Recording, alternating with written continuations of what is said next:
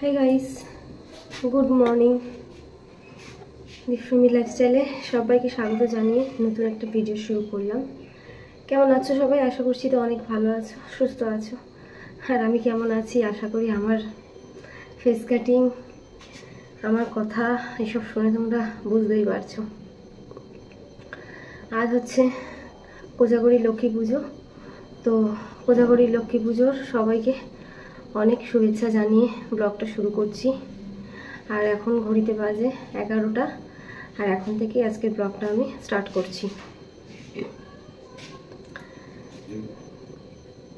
সময়টা যে এত খারাপ যাচ্ছে না বন্ধুরা, তোমাদেরকে কি বলবো। আর আমার ভাগ্যটাও সত্যি এতটাই খারাপ, তোমাদেরকে মানে আমার কোনো কিছু ভালো হলেই সব খারাপ যেন আমাকে ঘিরে ধরে চারিদিক দিয়ে। ভেবেছিলাম এবছর পুজোটা অনেক অনেক এনজয় করে কাটাবো, কিন্তু পারলাম কোথায়। তোমরা তো ব্লগ পেয়েছো, দেখেছোই তো পুজো কীভাবে কেটেছে। সেই যে অষ্টমী থেকে জয় ভুগছি, এখন অবধি পুরোপুরি ঠিকঠাক হয়নি।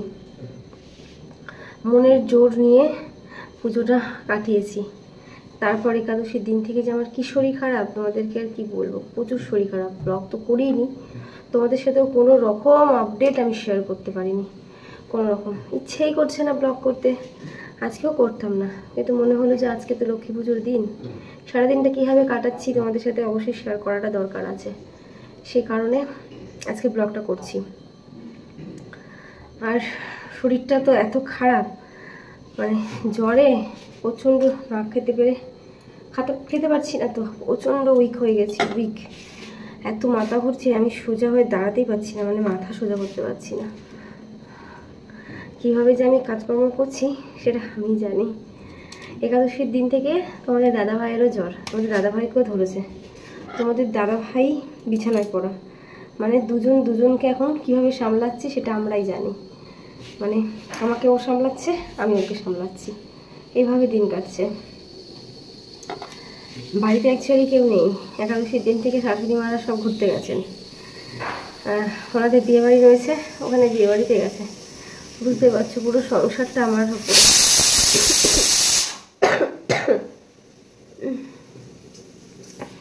আসতে পারছি না, মুখে যন্ত্রণা হচ্ছে প্রচণ্ড। এত বড় সংসারের কাজ কি কম করতে পারছি না, ওই কোনো রকম ঠেকে টুকরে করছি। আর এই দুদিন রান্নাবান্না কী খেয়েছি জানো? শুধু সেদ্ধ ভাত, কাঁচকলা সেদ্ধ, আলু সেদ্ধ, ডিম সেদ্ধ। আমিও খেয়েছি, তোমার দাদাভাইকেও খাইয়েছি, এমনকি আমাদের যে ঠাকুমা শাশুড়ি রয়েছে তাকেও খাইছি। আর রাত্রেবেলা কষ্ট করে একটু রুটিটা করে দিচ্ছি। তো এইভাবেই আর কি চলছে। আর আজকে উঠেছি অনেক বেলায়, 9টার সময় উঠেছি। আসলে রাতে না ঘুমোতে পারছি না, এত কাশছি, কাশির ঠেলায় আমার ঘুমই হচ্ছে না। অত কাশলে কি আর ঘুম হয় বলো? সে কারণে সকালে উঠতেও ইচ্ছা করছে না। তারপর 9টার সময় উঠে আমাদের বাড়ির ফার্স্ট কাজ থাকে ঠাকুর পুজো দেওয়া। ফ্রেশ হয়ে ঠাকুর পুজো দিয়ে এসেছি, ঠাকুর ঘরটা পরিষ্কার করে এসেছি। দাদাভাই টুকটুক একটু বাজার নিয়ে আসলো, মানে ঠাকুরের বাজার। যতই হোক লক্ষ্মী পুজোর দিন, শরীর যতই খারাপ করুক, পুজো না করলে মনটা মানে বলো? এখন তো সংসারে ওদিকে টান হয়েছে না, পারছি না পুজো না করে। ভেবেছিলাম তো অনেক কিছু, যে নতুন ঘরে লক্ষ্মীনারায়ণ পুজোটা করবো, গৃহপ্রবেশটা আজকেই সারবো, কিন্তু এই যে ভাগ্য আমার সাথ দেয় না, তাই জন্য আর ওটা হলো না। পরে কখনো করব, যখন করব তোমাদের সাথে শেয়ার করব। তাই আজকে আপাতত করছি না। আর নমো করে আর কি বলবো, ঘরেই কোনো রকমের লক্ষ্মী পুজোটা করব। আর এখন এসেছি হচ্ছে রান্নাঘরে এসে রান্না বসিয়েছি। চলো শেয়ার করি। এই হচ্ছে ভাত বসিয়েছি, আর এখানে হচ্ছে ডাল সেদ্ধ বসিয়েছি, ডাল করব। লাউ রয়েছে, লাউ দিয়ে ডাল করব।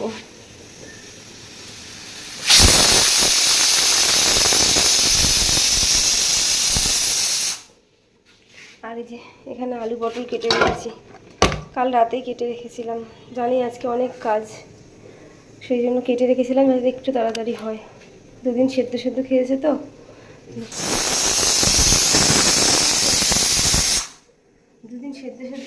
বেচারারা ওদের মুখে মারা যাচ্ছে না, তাই একটু ঝাল ঝাল করে ভাবছি একটু তরকারি করে দিই।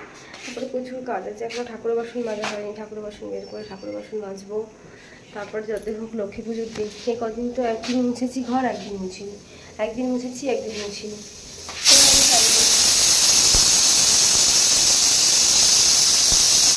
কিন্তু লক্ষ্মী পুজোর দিন দেখো মাথা টাথা কিচ্ছু আশ্রয় নেই, এইভাবে আমি তোমাদের সাথে ব্লগ স্টার্ট করেছি। শরীর ভালো না থাকে না, কিচ্ছু ভালো লাগে না দেখবে। আজকে লক্ষ্মী পুজোর দিন ঘর বাড়ি না পয়সা করলে হয় বলো? অন্তত পক্ষে ঘরটা মোছাটা দরকার আছে, আর সিঁড়ি ফিড়িগুলোও মুছবো, প্রচুর কাজ আছে।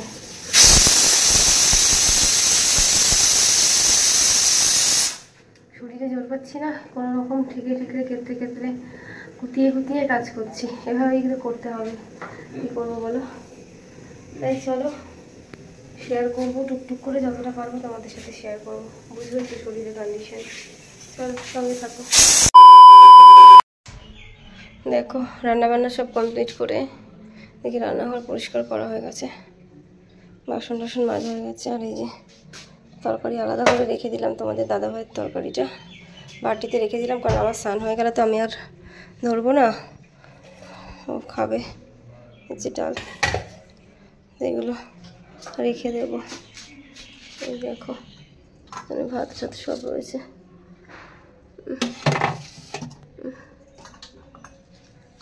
চলো প্রচুর কাজ আছে, ঘর বাড়িগুলো মুছে ফেলি। A few moments later. Hi everyone, good evening. Evening বলার কারণ হচ্ছে অলরেডি 5টা বেজে গেছে, সেই দুপুরের পরে আর অন হয়নি, কারণ এই পুরো বাড়ি মোছা, ঠাকুর বাসন মাজা, ধোয়ানো সব কিছু। পুজোর দিন যদি একটু পরিষ্কার পরিচ্ছন্ন না করা হয় তাহলে হয় ওই একটু করে করছি, একটু করে জিরাচ্ছি, হাঁপাচ্ছি, এইভাবে কাজ করেছি। তোমার দাদাভাই খুব বকাবকি করছিল, কিন্তু করতে তো হয়, লক্ষ্মী পুজোর দিন একটুখানি না করলে কি হয় বলো? পরিষ্কার ঘরে মানে পরিষ্কার ঘর ছাড়া কি লক্ষ্মী আসে? তো করে ঠুরে স্নান করতে 4:30 বেজে গেছিলো। তাহলে আমি যখন এত বেলায় হয়ে গেছে তাহলে সন্ধ্যেবেলায় ঠাকুরটাকে পুজো করব। তো সেই জন্য একটু শুয়ে একটু রেস্ট নিচ্ছিলাম, আর তারপরে যে এখন একটু রেডি হয়েছি। কিছুই না, ওই একটা সাদা শাড়ি পরে নিলাম, যেহেতু লক্ষ্মী পুজো করবো বলে কথা। আর দেখো সিঁদুর টিপ সব পরে নিয়েছি একদম বউদের মতন, যেহেতু রুগী তো চোখ মুখ পুরো বসে গেছে, যেন ভালো লাগছে না। যাই হোক চলো ঠাকুর ঘরে যাই, আর দেখাচ্ছি তোমাদের। দাঁড়াও, বাইরে পুরো অন্ধকার, ওইদিকে মন্দিরে পুজো হচ্ছে, আর এইদিকে এই যে সব বাসন টাসন ধুয়ে রেখেছি, কিচ্ছু গোছাইনি। এইদিকে এই যে আমার ঠাকুর ঘর সব এভাবে গুছিয়ে রেখেছি। এবার একটু একটু করে সব কিছু গোছাবো। অষ্টমী হচ্ছে, আলপনাটা আগে দিয়ে নেবো, চলো আগে আলপনা দিয়ে নিই। এই দেখো আলতাও পরে নিয়েছি পায়ে, চলো আলপনাটা আগে দিয়ে নিই। গাইস দেখো আমার আলপনা দেওয়া কমপ্লিট, বুঝতে পারবে না সেরকমভাবে। এই দেখো সিঁদুরের কৌটো, টাকা পয়সা, আয়না, চিরুনি, কাজলদানি, আমাদের এগুলো নিয়ম আছে, এগুলো দিতে হয় ঠাকুরের পিঁড়ির ওপরে, আর ঠাকুর ঠিক যেখানে বসবে তার নিচে। তো সেগুলো দিয়ে একটা ছোট্ট করে জাস্ট কোনো রকম একটা আলপনা দিলাম, এটা শুকোক, এখানেই ঠাকুরকে কিছু দিয়ে মানে খেতে দিয়ে দেবো ঠাকুরকে। আর ঠাকুর এবছর কেনা হয়নি, যে পুরনো ঠাকুরকে দিয়েই পুজো দেবো। তোমাদের দাদাভাই বলেছিল কেনার কথা, বাট আমি না করেছি, তারও কারণ আছে, তোমাদেরকে সেটা পরে জানাবো। চলো বাকি কাজগুলো করে নিই। ঠাকুরের সামনে যে যে ভোগগুলো নিবেদন করব সেগুলোই আমি গুছিয়ে নিয়েছি। এদিকে দেখো ফল বানাচ্ছি, আর বাকি যা যা লাগে নাড়ু, মুরগি, খই, এগুলো সব তোমাদের দাদাভাইকে দিয়ে আমি দোকান থেকেই কিনিয়ে নিয়ে এসেছি। ভেবেছিলাম তো নিজে হাতে বানিয়ে দেব, কিন্তু সেটা তো আর হলো না, শরীর এতটাই খারাপ, আমি কাজ করার জোরই পাচ্ছি না, আর এত কিছু কি করে বানাবো একা হাতে। একজন হেল্প করে দিলে তাও হতো, কিন্তু সম্ভব নয়, তাই জন্য ওকে দিয়ে কিনিয়ে নিয়ে এসেছি। তো এবার তো তোমাদের মনে প্রশ্ন জাগতেই পারে যে লক্ষ্মী পুজোর ব্লগ দিদিভাই এতদিন পরে কেন দিচ্ছে, নিশ্চয়ই জানতে ইচ্ছে করছে তাই না? হ্যাঁ চলো তোমাদেরকে বলি। দেখো, তোমরা তো সবাই নিশ্চয়ই জানো যে আমাদের নতুন ঘর হচ্ছে, আর পুজোর আগেই আমাদের ঘরের কাজ সবই কমপ্লিট ছিল, শুধুমাত্র রংটুকু বাকি ছিল। তাই আমরা ডিসিশন নিয়েছিলাম যে লক্ষ্মী পুজোর দিন ঘরে লক্ষ্মীনারায়ণ পুজো করে গৃহপ্রবেশটা করে রাখবো, তারপর ঘরের রং, লাইটের কানেকশন এগুলো করে তারপর আমরা ওই ঘরে সেটেল হব। কিন্তু ভগবান আমার মনের ইচ্ছেটা পূরণও করলো না, আর গৃহপ্রবেশটাও হলো না। কি বলতো, আমি না যে কোনো জিনিস নিয়েই, কোনো কিছু হলেই না আমি সেটা নিয়ে না খুব এক্সাইটেড হয়ে যাই, সেটাকে নিয়ে অনেক কিছু ভাবতে থাকি, আর শেষমেশ গিয়ে কিন্তু সেটা আর সম্পূর্ণই হয় না। সেই স্বপ্নটা, মনের আশাটা ভেঙে চুরে একদম চূর্ণ বিচূর্ণ হয়ে যায়। আর এবারও সেটাই হয়েছে, কোনো ব্যতিক্রম হয়নি। তবে শুধুমাত্র যে এবারই হয়েছে সেটা নয়, আমার সঙ্গে এরকম কিন্তু একাধিকবার হয়েছে। মানে বারবার আমি কিন্তু পস্তেছি। মানে ভগবান যদি না চায় সেটা তুমি কোনোভাবেই, কোনো দিক থেকেই তুমি পূর্ণ করতে পারবে না। বুঝতে পেরেছো? তো আমার সঙ্গে সেটাই হয়েছে।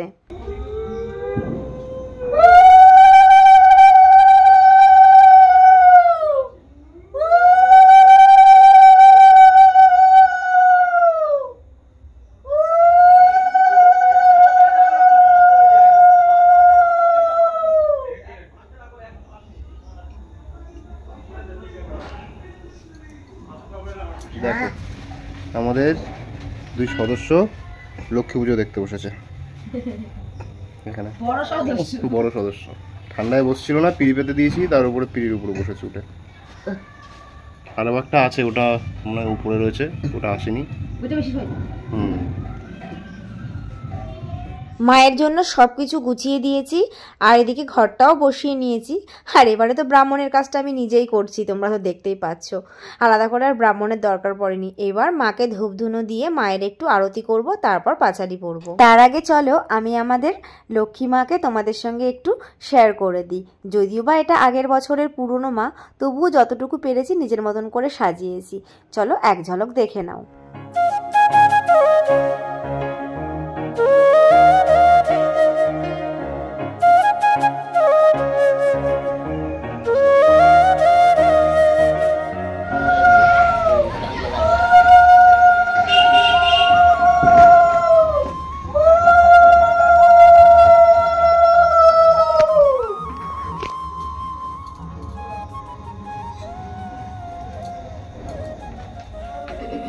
বিশ্বরূপস্য ভার্যাসী পদ্মে পদ্মালয়ে শুভে সর্বত্র পাহি মাং দেবী মহালক্ষ্মী নমস্তুতে। প্রতি বৃহস্পতিবারের ব্রতকথা। দোল পূর্ণিমার নিশি নির্মল আকাশ, মৃদুমন্দ বইতেছে মলয় বাতাস। মলয় পর্বতে বসি লক্ষ্মীনারায়ণ, মনসুখে দুইজনে করে আলাপ।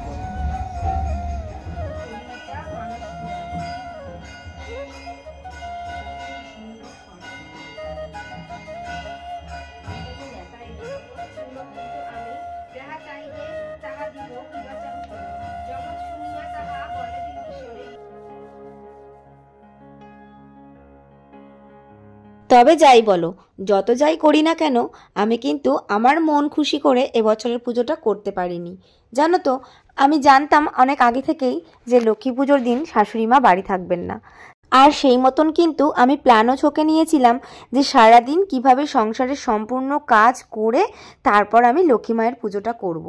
কিন্তু আমি কি জানতাম বলো যে আমার ওই যে জ্বরটা চলে আসবে, আর এই জ্বরটা যে কাল জ্বর হয়ে দাঁড়াবে। সেই যে অষ্টমীর দিন থেকে জ্বর এসছে, আর সেই জ্বর গিয়ে সেরেছে আমার প্রায় 13-14 দিন পর। বুঝতেই পারছো আমার অবস্থাটা কি ছিল। আর এই অবস্থায় একা হাতে সম্পূর্ণ সেরে লক্ষ্মী মায়ের পুজো করাটা অনেকটাই কঠিন হয়ে পড়ে। আর তার মধ্যে আমি ভেবেছিলাম যে নতুন ঘরে পুজো করব। এবার একা হাতে সম্পূর্ণটা করে গৃহপ্রবেশের পুজো করা চারটিখানি কথা না, তোমরা নিশ্চয়ই সবাই জানো। এবার যদিও বা শরীর সুস্থ থাকতো, তাও কিন্তু আমি চেষ্টা করতাম ভালোভাবেই করার। কিন্তু এতটা শরীর খারাপ নিয়ে কোনোভাবেই আমি শরীরে জোর পাচ্ছিলাম না। শুধুমাত্র মনের জোরে আমি শুধুমাত্র এইটুখানি করতে পেরেছি। এটাই আমি মনে করছিলাম যে অনেক। সারাদিন না খেয়ে এতটা শরীর খারাপ নিয়ে পুজো করেছি, আর কি বলবো। আর তার জন্যই আমাদের গৃহপ্রবেশটা আর হলো না। দেখি এরপর পুরো সম্পূর্ণ বাড়ির কাজ হয়ে যাওয়ার পর তারপর আমরা গৃহপ্রবেশটা করব। আর সেই ডেটটা তো তোমাদের জানিয়েও দেবো, আর ব্লগ তো তোমরা পাবেই। এবার বলি তোমাদের যে এই ব্লগটা এত দেরি করে কেন দিচ্ছি। দেখো, যেই সময় লক্ষ্মী পুজো গেছে সেই সময় দুর্গাপুজোর ব্লগগুলো তোমাদের সাথে আমি শেয়ার করতে পারিনি। তার ওই একটাই কারণ, জ্বরে এমনই অবস্থা হয়েছিল, এতটাই কাহিল হয়েছিলাম, এডিটই করতে পারিনি।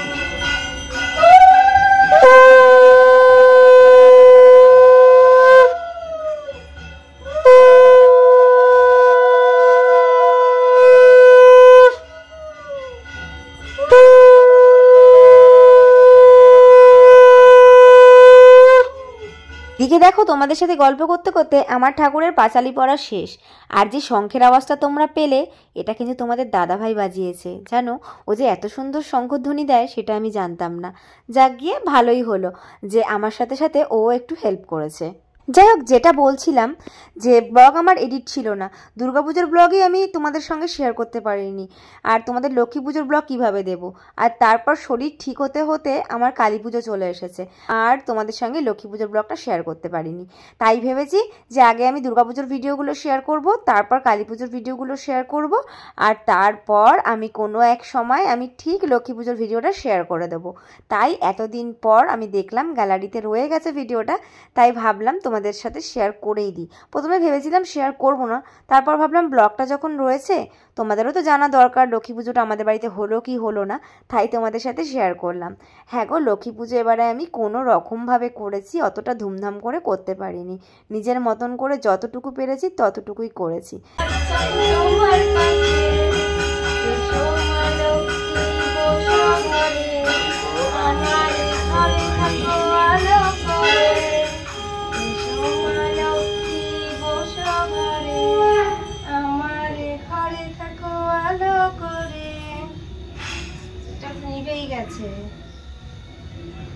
অনেকটাই পুড়িয়ে ফেলেছ, আর নেই ওরকম নেবানো অবস্থায় যে ধরিয়ে দিই।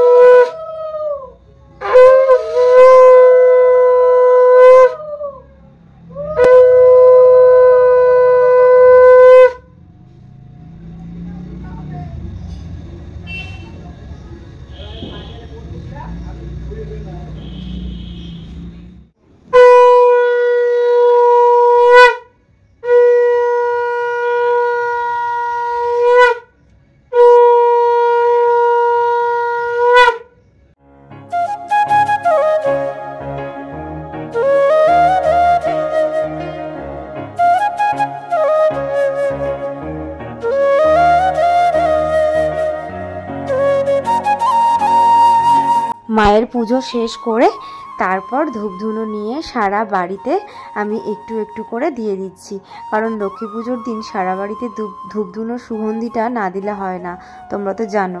দেখো, এত কাজ করে আমি কিন্তু আলপনাটাও ঠিকভাবে দিতে পারিনি। যেটুখানি হালকা পাতলা তোমরা আলপনা দেখতে পাচ্ছ আমার চারিদিকে বাড়ির, সবটাই কিন্তু তোমাদের দাদাভাই দিয়েছে। না গো, সত্যি ও কিন্তু আমাকে একটু একটু হেল্প করেছে। যেই দেখতে যে আমি পারছি না, খুব কষ্ট পাচ্ছি, এই যে আলপনা দিয়ে দেওয়াটা, তারপরে যে টুকটাক আমাকে ডাব কেটে দেওয়া, এটা কেটে দেওয়া, ওটা কেটে দেওয়া, এগুলো তোমাদের দাদাভাই কিন্তু আমাকে করেই দিয়েছে। তো একটুখানি হেল্পটাও কি করে না, একটুখানি না করলে তো আমার আরও দেরি হতো। তো যাই হোক, দেখো সব বাড়ির সব দিকে আমি একদম দেখিয়ে দিয়েছি। এরপর নতুন ঘরও একটুখানি দেখিয়ে দিয়েছি। আর জানো তো, আজকে নতুন ঘর বারান্দা সব কিছু কিন্তু আমি একদম ভালোভাবে জল দিয়ে ধুইয়ে একদম ভালোভাবে মুছে পরিষ্কার করেছি, তারপর কিন্তু ধূপধুনো দিয়েছি।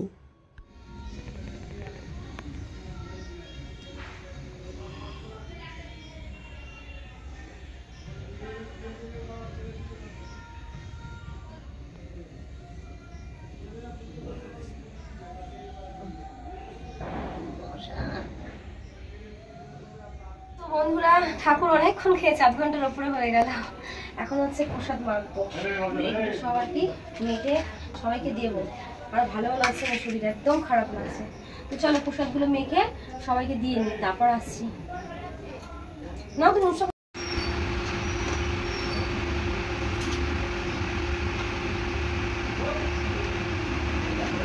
বাড়িতে 4 বাড়িতে 4টে দিয়ে গাইস,